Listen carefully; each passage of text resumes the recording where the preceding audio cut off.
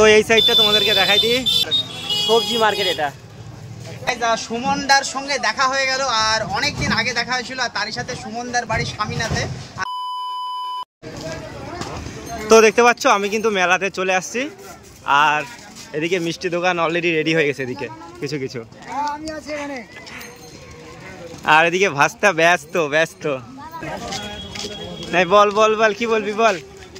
বৃষ্টি কি হওয়ার সম্ভাবনা আছে? বৃষ্টি যেন না হয়, ঠিক আছে। আর এদিকে রবির বউ কি বলতেছে দেখো, হ্যাঁ আমার বউ, এই যে আমার বউ, ঠিক আছে। গরম গরম চপ ভাজা হচ্ছে। মেলা দোকান কোন দিক? ও ওই দিক, আচ্ছা ঠিক আছে।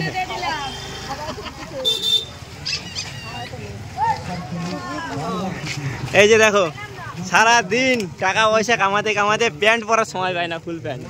তো দেখতে পাচ্ছ এখন আমি আছি মেলার এই সাইডটাতে, ঠিক আছে। এই সাইডে হচ্ছে তোমার সবজি মার্কেট। এটা দেখতে পাচ্ছ এইদিকেও প্রচুর লোকজন, সবাই বাজারে ব্যস্ত বাজার করতে। তো এই সাইডটা তোমাদেরকে দেখাই দিই।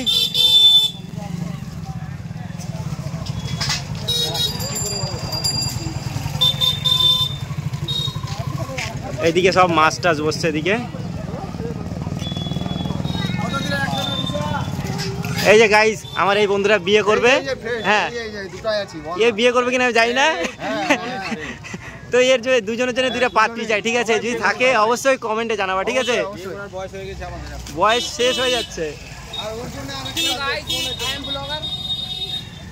তাহলে চলো সামনে তোমাদেরকে দেখাই দিলাম এদিকে সবজির বাজারটা।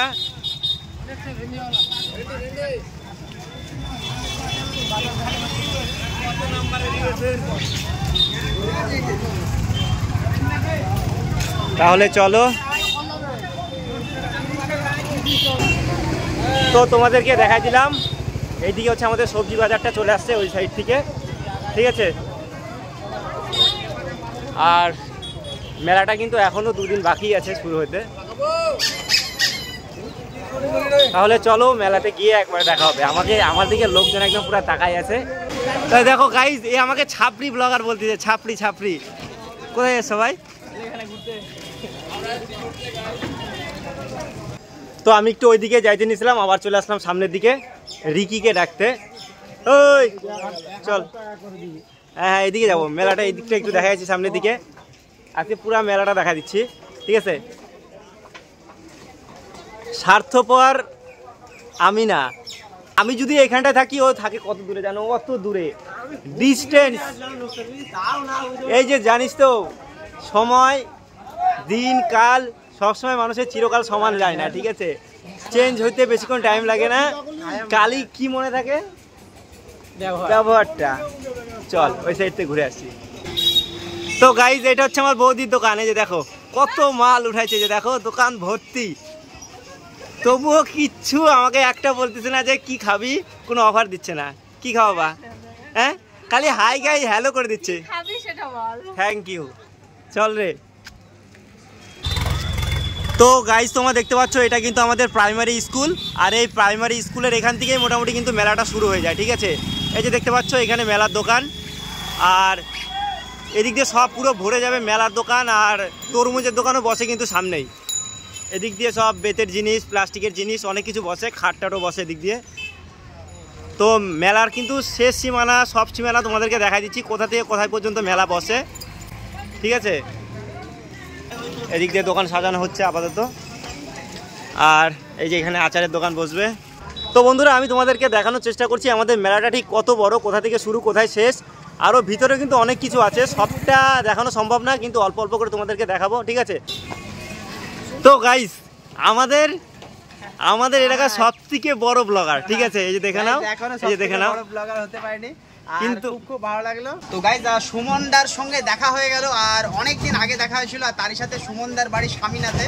আর এই জায়গাটাকে অনেকে স্বামীনাথ, হাসুয়া অনেক ধরনের নাম, কালের বাড়ি ঠাকুর বাড়ি বলে থাকে।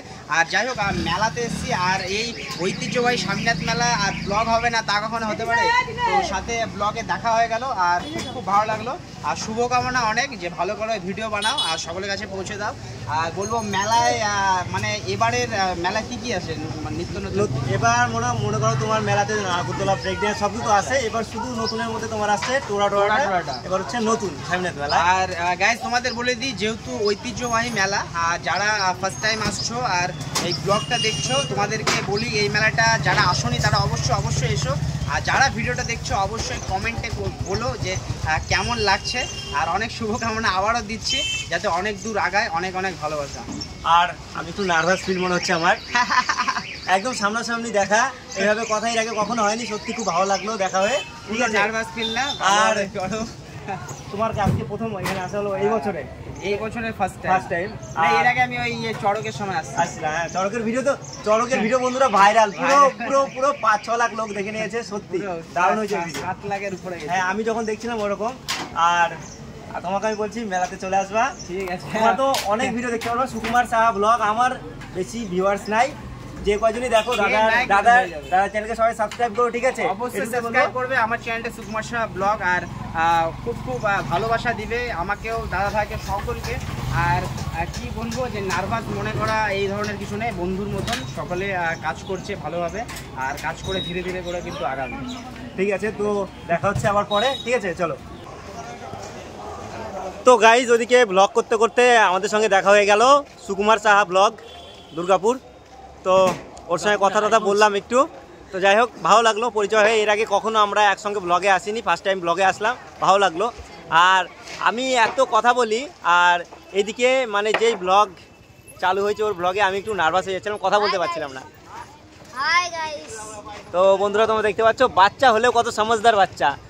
ভিডিও দেখলে হাই গাইস বলতে হয়, হাই করতে হয়, এইটুকু জানে। ঠিক আছে, স্মার্ট যুগ। আর আমরা কিন্তু মেলাটা পার করে চলে আসলাম। এদিক থেকে সামনে প্রচুর দোকান ছিল, ওগুলো তোমাদেরকে দেখাইনি, রোজ একই জিনিস। এবার যাবো একটু সামনের দিকে। আর ইধার হামারা দোস্ত হ্যাঁ, চলে যাচ্ছিস কেন? তো যাই হোক, এবারে যাচ্ছি সামনের দিকে, চলো। আর এদিকে আমাদের ভাস্তা।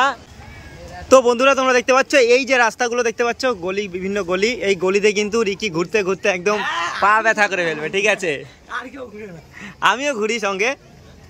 আর এখানটা এটা কি ম্যাজিক শো নাকি? তো আবারও চলে আসলাম মেলার মাঠে। এই মাঠে যদি না আসি তাহলে কিন্তু মেলা মনেই হয় না, এরকম একটা ব্যাপার। তো দেখতে পাচ্ছ, এখনও ওখানে নাগরদোলার দোলনা সেট করা হয়নি, দেখতে পাচ্ছ।